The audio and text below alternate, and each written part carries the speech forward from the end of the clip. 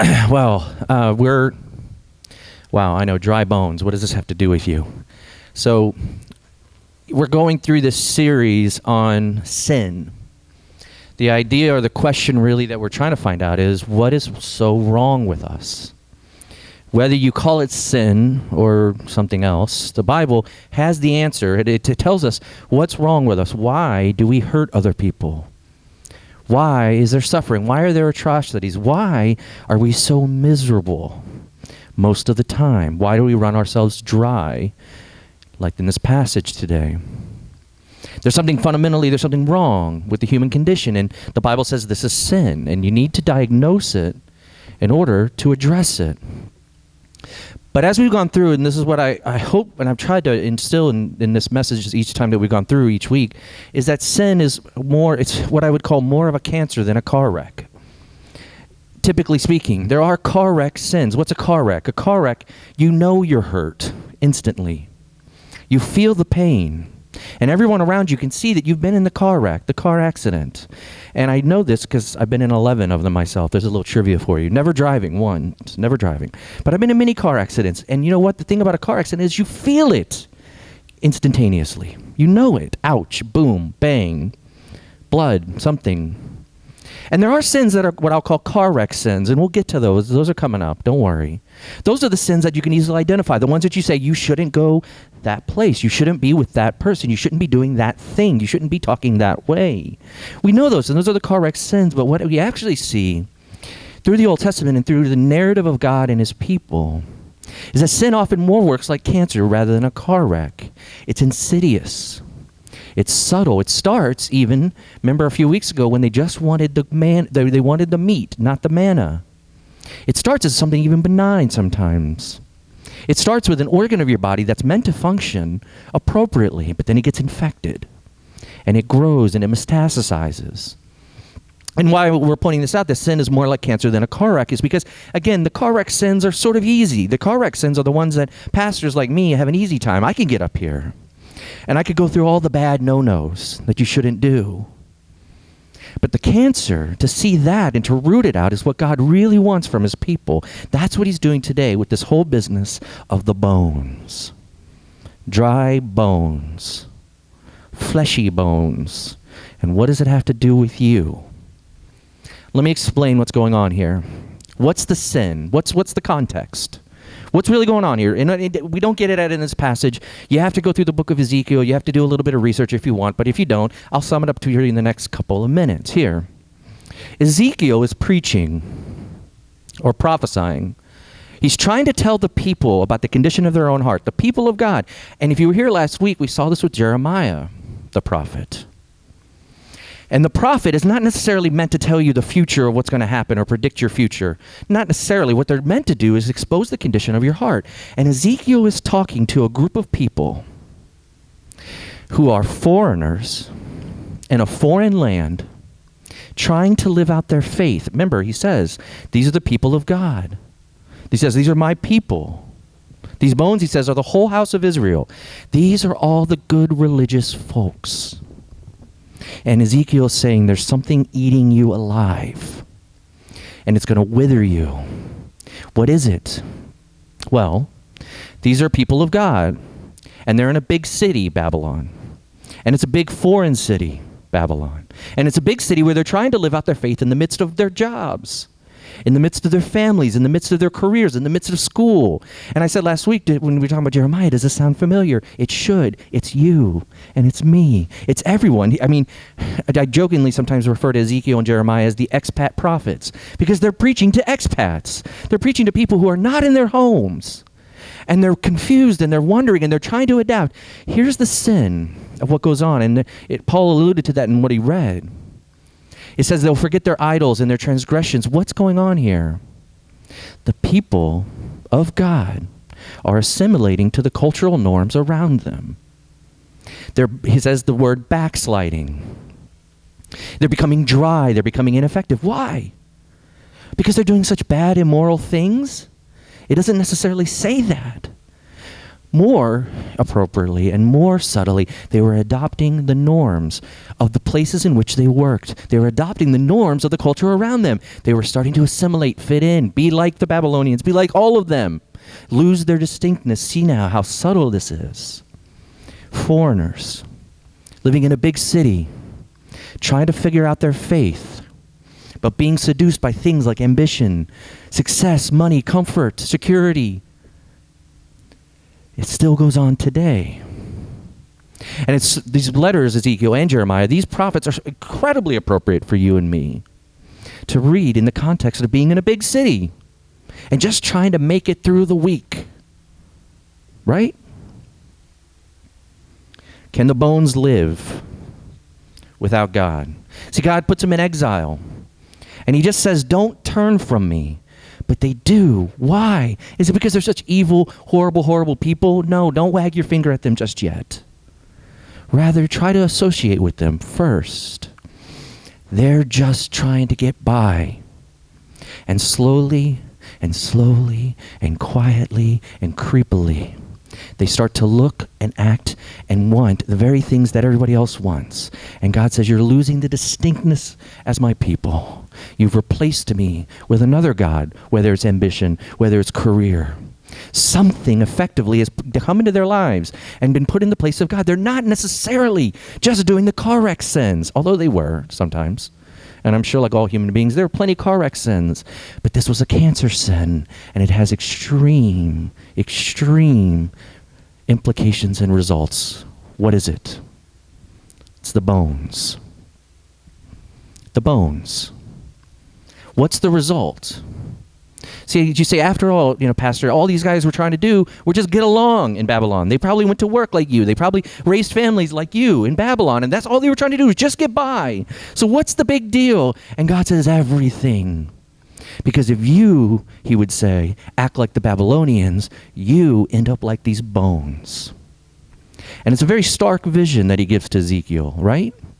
He puts him, let's look at this vision. Go back and look. In verse 11, the people cry out, our bones are dried up, and our hope is lost, and we are cut off completely. Here's the vision he gives. He gives dry bones, worthless. You wouldn't pay a penny for a bag of these bones. They're dry. And I'll even go so far, they're not even as valuable as dirt. If they had turned into dirt, at least you could plant things in dirt, and things will grow. These are worthless bones. These are dry bones. These are withered bones. And do you not sometimes feel that way? On a Wednesday, dried up, withered. See, if you've been at church any number of years like I have been, you've probably heard some people say the term, I feel very spiritually dry right now. And it's usually meant to be something like, well, I just feel like my prayer life's not really going so well. I'm not really connecting to God. No, this is spiritual dryness. This is worthlessness. This is ineffectiveness. This is not being able to live. Look, they're in the valley, which is a way to refer to hell, these bones. And they're not even skeletons. Skeletons might be cool. It's Halloween, right? We like seeing skeletons, every once in a while, because it's a whole form of a body. These are disjointed bones. They're scattered all over the place in the valley. You can't make sense of them. You can't even identify these bones. It's death. It's effectively God putting Ezekiel in the valley and saying, look, my people have chosen their way, and this is what they're going to get. Death, dryness, withered down to the bone. And I put this message together this week, and I was racking my brain. I don't think, and I hope, none of you spend a lot of time during the week thinking about your imminent death. I hope you don't. It's morbid to do so. Don't do it. But this is why you go to church. See, pastors can remind you of death, that it's coming. And God says, look, here's a valley and there's bones. Why? Because they've gone their own way. They've gone the way of Babylon. They've gone the way of the culture. And the cancer has eaten them. And the cancer has dried them down and withered them to where they're ineffective. And it's sad. See, that may not mean much to you when he says, my people, the people, this is the whole house of Israel. And you're like, well, that's them, not me. Wait a second. Look what's really going on here. This is the nation of Israel, the hope, the God's people. And their very hope was given to them back in the Abrahamic covenant. When God says, I will bless you and your descendants, and now They look around and they're just bones. Do you see what's happening? They've withered themselves away to nothing. All the promises that they had as a country, as a nation, as a people, all their hope, everything. They said, we're cut off. That's a curse language. That's saying we're cursed. We're dry. We're parched. We have a thirst that can't be quenched. And, you want an illustration? I can't think of one better. Sorry. It's really stupid, but you got to go to the epic Pirates of the Caribbean. And if you can't fit in Pirates of the Caribbean into a sermon, you really don't do a good job. You remember this, the great reveal. I'm talking about the Curse of the Black Pearl, not the other ones. They were kind of weak, I think. But the first one was better, right? But you remember the big reveal. What was the big reveal? What was the sad part? Remember, Captain Barbossa captures Keira Knightley's character. And she's not afraid of these nasty pirates. That's car wreck sin, pirates. But he says, no, there's something worse about us. Remember when the full moon comes out, what happens? He steps forward and he has this great line where he says, I've lived too long with the thirst I cannot quench. I've been dying and starving of hunger without actually dying. I can't feel the warm mist on my face or the warm breeze as I sail. Why? Because they're bones, these guys. Their curse is not just to die. Their curse is not just to roam the earth forever. Their curse is they can't feel anything. Their curse is their bones and they're withered and they're ineffective. No pulse. No substance. See, push this further out. Okay, come back from Black Pearl if you don't like that. Push it out. What's the curse of sin? It's dry bones. It's being made and shown that you and I are of no consequence. You and I do not matter. That's the curse of it. Let me put it this way. If somebody were to come up to you and tell you all the car wreck sins of your life, and they were to wag their finger and say, this is what you've done bad. I know, I saw. And they tell you all the bad things you've done, you'll feel bad. Maybe. You'll feel shame. Maybe. You'll feel guilty. Maybe. But if they come to you and they tell you all the bad things that you are, or rather if they come to you and say, you matter nothing. You have no value. You are like dry bones that are going to be wasted away. You are inconsequential. That cuts to your core. I can stand here tonight and tell you all the car wreck sins of your life, but when you know the cancerous sin that's eating out from the inside of you, when you try to assimilate, when you try to be like everybody else, when you go for what they go for, when you make anything other than God your functional God, it will wither you down. Why do we overwork ourselves? Why do we stress out about relationships? Why are we so concerned with what others people say and do and think about us? Because we don't want to be the bum. We don't want to be a nobody. We don't want to be bones. We want to matter. We want to be a consequence. Into that scene where Captain Barbossa, he tries to take a big drink of liquid, and what does it do? It pours out of his body. He says, I can't thirst anymore. I can't taste anything anymore. And sometimes we feel like that in our lives. We want, and it never makes us happy. And it's an endless cycle that eats at us, and it wears us down. And some of you, if not now, will feel like a heap of dry and worthless bones. See, the dry bones means that we don't matter. The wind will come and wipe us away, and that, brothers and sisters, is the scariest thought of all. Not just that you'll die one day. You will. It's inevitable. But that, the dry bones say, when you die, you will have not mattered in the slightest. And that scares the dickens out of us. You know, as a parent, we give kids really stupid advice a lot of times. And one of the ones that I think is the stupidest that I've said many times is when we, the little playground thing where you tell your son or daughter, if somebody makes fun of you, what do you say?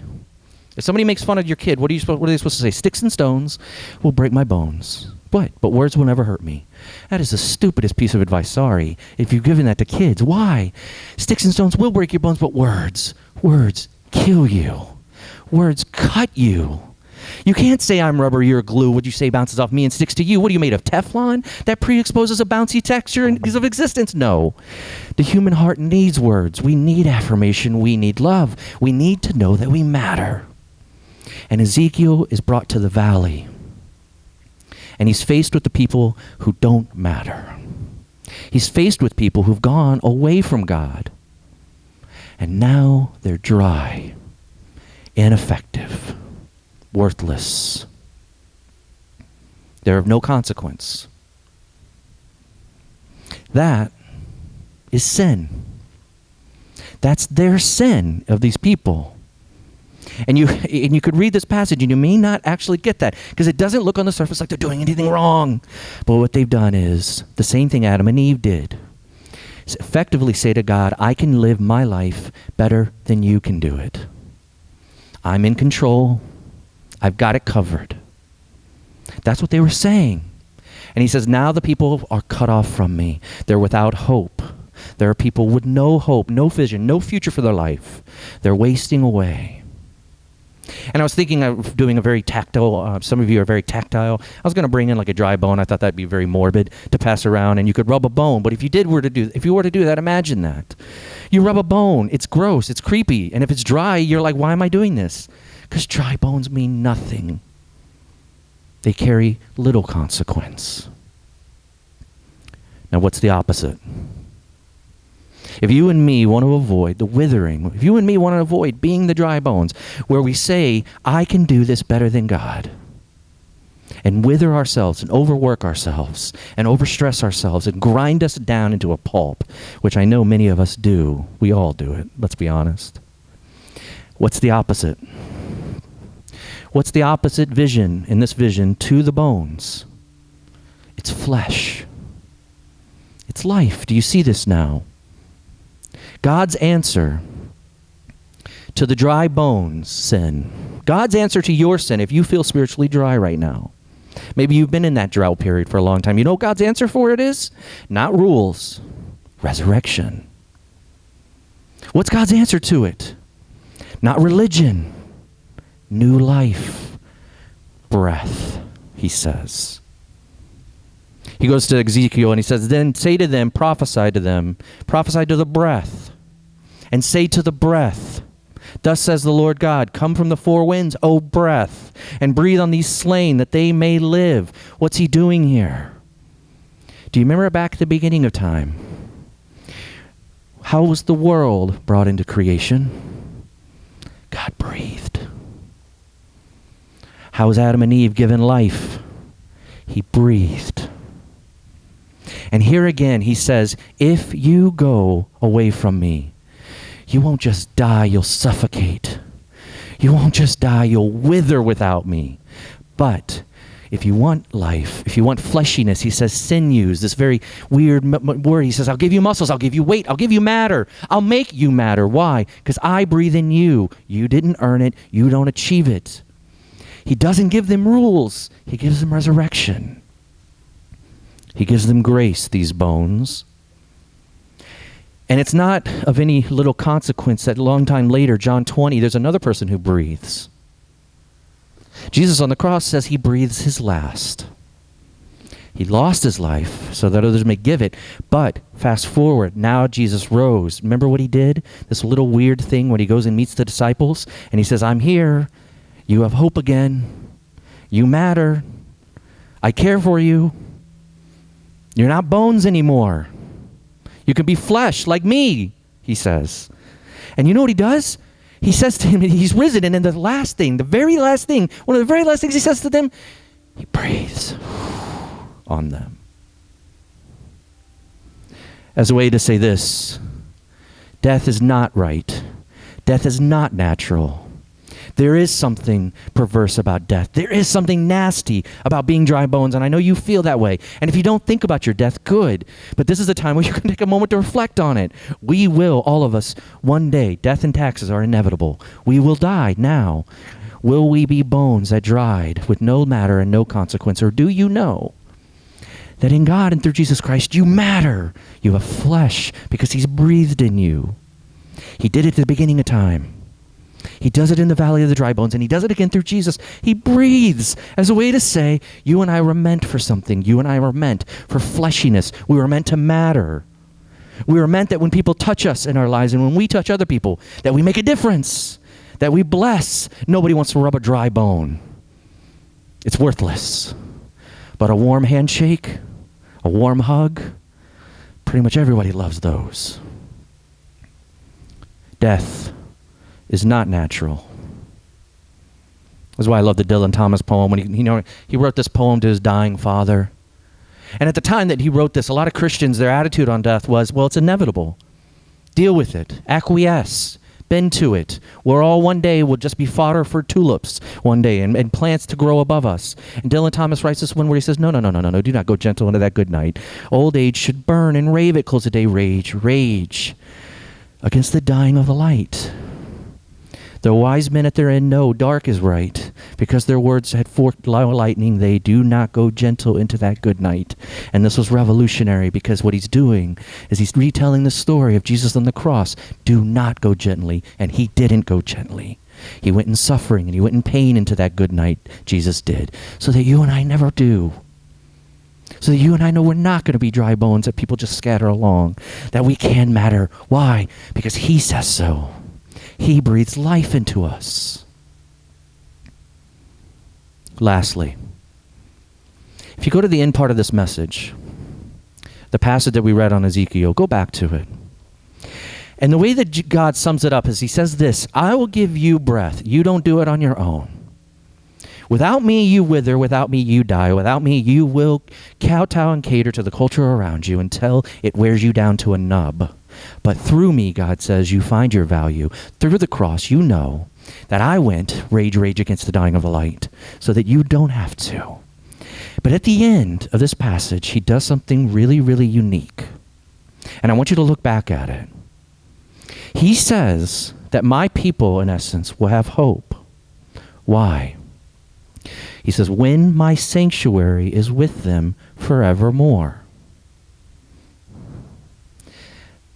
Think about it. This is not God doing God language, like being weird and abstract. He says, listen, people, you will only have hope for your life inasmuch as you realize that my tabernacle is with you. Now, what is he saying? He says there's one shepherd who's going to come to rule you and lead you.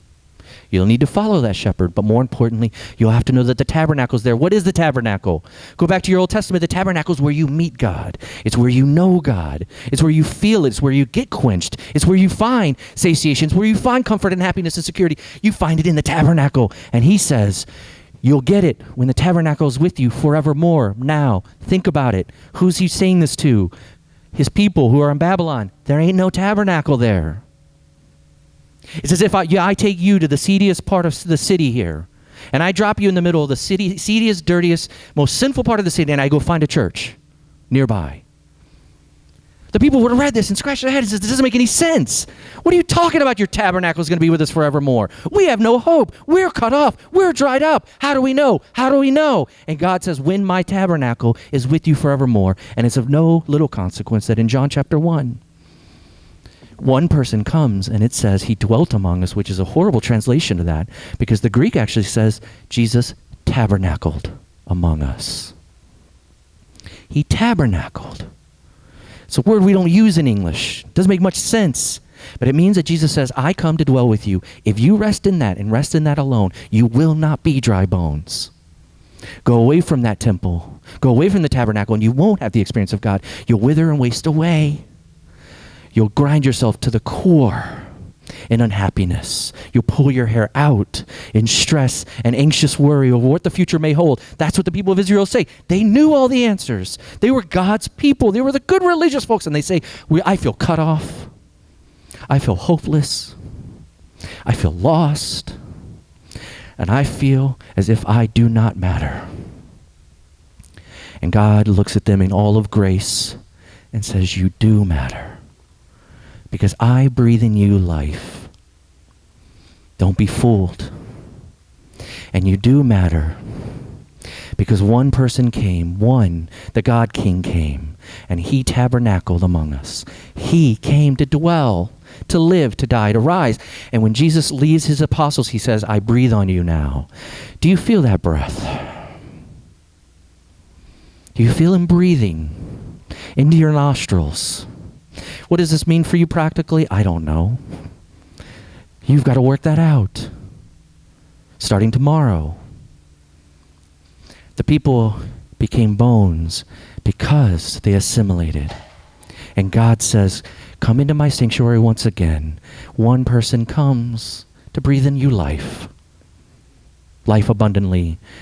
Do not go gentle into that good night. Rage, rage against the dying of the light. Because he did that for you.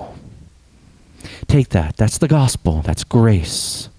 No rules, not religion. Not pull yourself together, bones.